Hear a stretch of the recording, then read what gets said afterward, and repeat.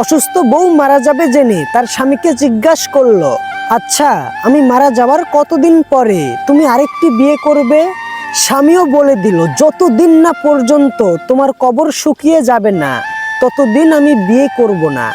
কয়েকদিন পরেই বউ মারা গেল। স্বামী প্রতিদিনই কবর জিয়ারত করতে যেত, কিন্তু এতদিন হয়ে যায় এরপরেও ভিজা মাটি শুকায় না।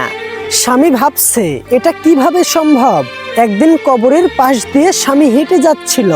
সে দেখলো তার শালাবাবু তার বোনের কবর থেকে যাচ্ছে, তার হাতে খালি একটা বালতি। সে শালাকে জিজ্ঞাসা করলো, কিরে হাতে বালতি নিয়ে কি করিস?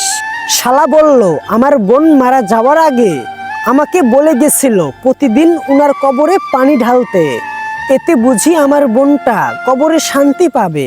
একজন স্ত্রী কখনোই তার স্বামীর ভাগ অন্য কাউকে দিতে চায় না, সে জীবিত থাকুক কিংবা মৃত। মেয়েদের ভালোবাসাগুলো এমনই হয়, তারা তাদের শখের মানুষের ভাগ কাউকে দিতে চায় না। তাই আপনার জীবন সঙ্গী জীবিত থাকতেই তাকে ভালোবাসুন, তাকে বোঝার চেষ্টা করুন, তাকে ডিভোর্স না দিয়ে, তাকে অবহেলা না করে একটু ভালোবাসুন, একটু বুকে জড়িয়ে ধরুন।